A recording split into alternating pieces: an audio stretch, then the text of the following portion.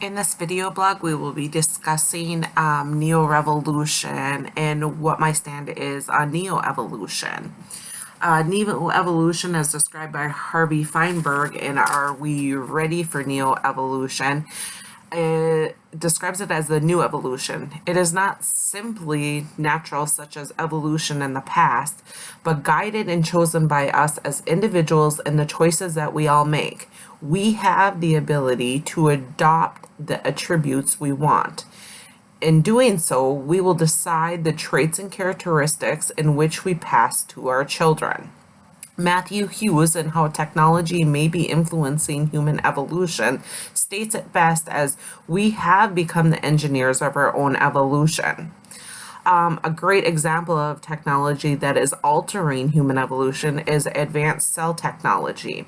Stem cells have the potential to become any cell or tissue in the body, which was described by Francis Fukuyama in The Prolongation of Life. Hence, it holds a promise of generating entirely new body parts to replace ones worn out through the aging process. Now, I would assume that this doesn't just only stand for the elderly, as young people could have a body part or organ such as needing similar circumstances in which this would also improve their life. Benefits of advanced cell technology include the fact that cloned body parts will be almost genetically identical to cells in the body. This means that there will be no reactions such as a transplant rejection, unlike if a person were to receive an organ transplant. It will also prolong the mobility of the elderly. It will improve the life of a young person who has experienced a situation which requires cell technology. And Daniel Kraft in Medicine's Future, there's an app for that, describes it best as, he states how advancements in stem cell therapy can improve life by integration with a whole era of cellular engineering and integration of exponential technologies for essentially 3D organ printing, which would replace the ink cells with essentially rebuilt a 3D organ. This is a great advancements in technology, but yet we are still in the early stages. And he also goes on to talk about how the benefits of advancements such as in stem cell technology include the empower the patient, they enable the doctor, and they also enhance the wellness of the patient, such as the elderly or a young person who is in need. Drawbacks were described by Francis Fukuyama, which they in The Prolongation of Life include that we're only prolonging one aspect of a person's life, such as an elderly person, meaning that we're making them more mobile, but what about the advancements of in the mental capacity?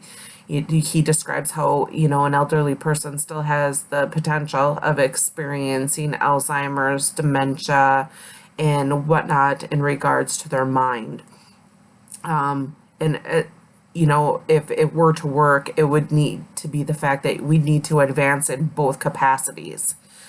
Another drawback includes that it fundamentally could reshape human nature, which could be impossible to predict, meaning we can't predict how this type of advancement is going to reshape human nature.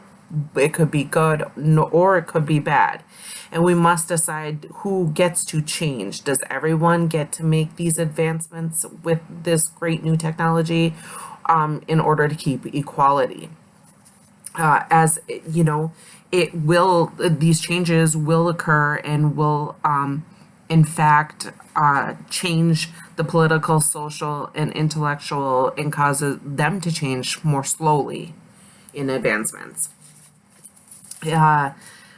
Next, you really need to discuss what are the moral and ethical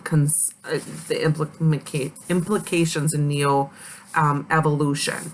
We need to question where to draw the line in regards to advancements in such technology. If life is prolonged by technology, what are the Is it ethical to assume that children will be expected to care for their parent? Is this something that, is right or wrong? Are we choosing to say that this is something that is going to happen, so it is right for a child to assume that they will be caring for their elderly parent because we're prolonging their life in such a way, but we can't guarantee that the mind will also have an advancement? And another thing is society that is it going to be more boring and more uniform? People are going to be more alike, and everything's going to be the same. And another consideration is we have a responsibility, because how we take control of our evolution will determine what kind of planet and what kind of bodies we will have in the future. And my stance on it is, should we continue to pursue this form of technology, is yes. And I agree with Harvey Feinberg in his statement in Are We Ready for Neo-Evolution, is that we can choose to make society and ourselves better. We can make the elderly more robust and more versatile, and we can improve the lives of a younger generation, or of a young person who may have experienced a bad situation. We need to choose to enhance the lives of the people around us, of our loved ones. This is always such a huge discussion topic, because we are choosing whether or not we want to enhance the lives of the elderly, and also people we love and care about. And Matthew Hughes talks about in how technology may be influencing human evolution, that any technological advancement that would result in the improvement of the cognitive and physical abilities of some would not result in the marginalization of others, as it would eventually result in the disastrous unraveling of society. So we need to keep that in mind as one of our considerations of the implications of neo-evolution. Paul Rudd-Wolpe, in It's Time to Question Bioengineering, discusses what are the ethical guidelines that we will use.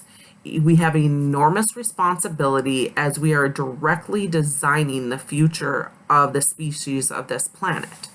With that being said, it goes back with my fact that yes, we need to continue to pursue this form of technology, because as he has stated, we are designing the future of the species of this planet.